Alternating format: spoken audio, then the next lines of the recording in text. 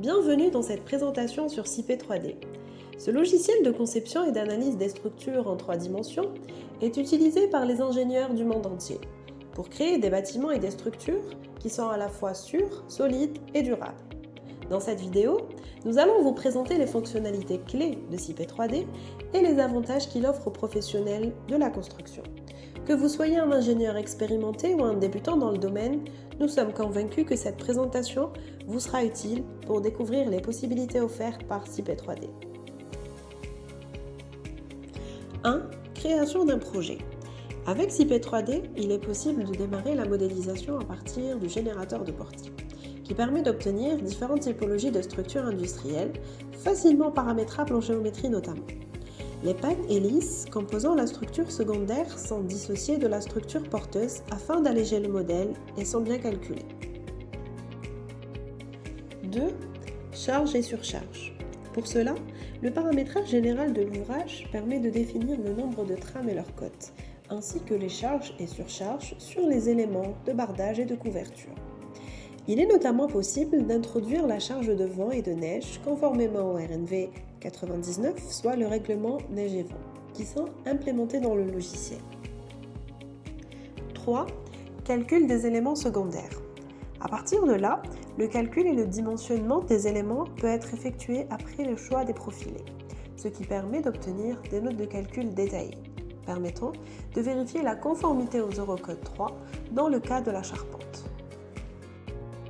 4. Règlement parasismique RPA 99 version 2003.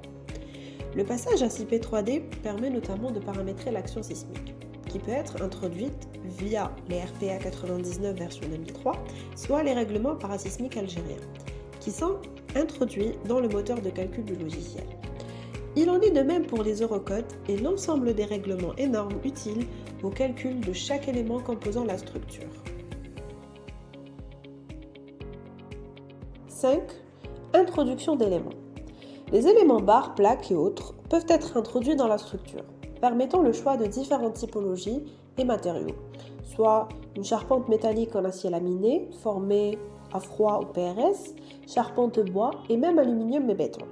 Dans le cas de la charpente, il est possible d'effectuer des vérifications au feu.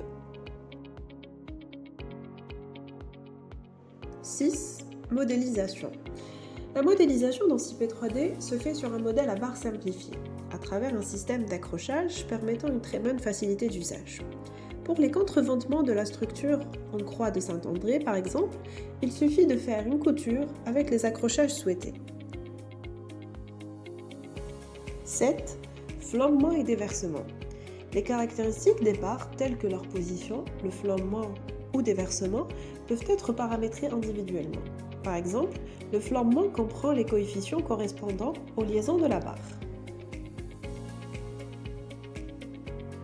8. Caractéristiques des nœuds. Les nœuds à l'extrémité des barres sont dissociés entre liaisons intérieures et extérieures. Le type de liaison choisi aura une incidence directe sur la typologie d'assemblage produite ensuite. 9. Les calques. Il est possible de différencier les éléments de la structure à travers différents calques. Cela devient utile, surtout pour les structures comportant un nombre très important d'éléments différents. 10. Répartition des charges. Dans le cas d'éléments, plaques ou planchers, ainsi que pour les barres ou tout autre élément, la répartition des charges peut se faire de différentes manières. Sur barre, sur nœud, sur plaque, sur fascique à définir par l'utilisateur, ou même sur panneau fictif à répartir automatiquement. Les possibilités sont nombreuses, permettant une grande flexibilité d'usage.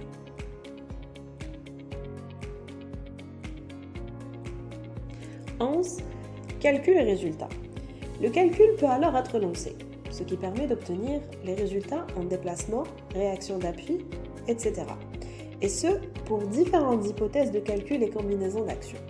Les déformés de la structure peuvent aussi être consultés, ainsi que les notes de calcul des éléments composant l'ouvrage.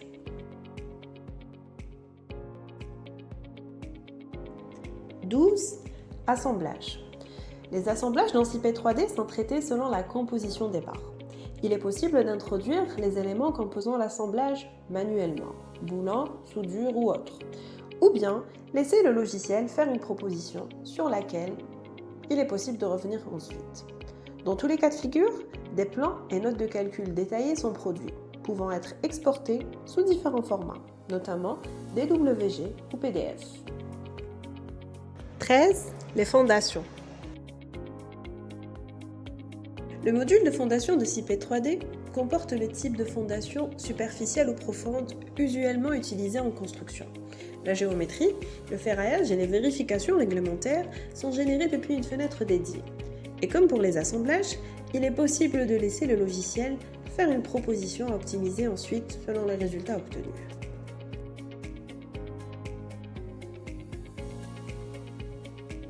« 14. Plan d'exécution. Enfin, les plans d'exécution peuvent être produits depuis la structure calculée, pouvant même être paramétrés selon l'output souhaité en termes d'échelle et de calque. Nous espérons que cette présentation vous a donné un aperçu sur le fonctionnement et les avantages de CIPE 3D. Si vous avez des questions ou si vous souhaitez en savoir plus sur ce logiciel, n'hésitez pas à nous contacter ou à consulter notre site web. À bientôt sur notre chaîne.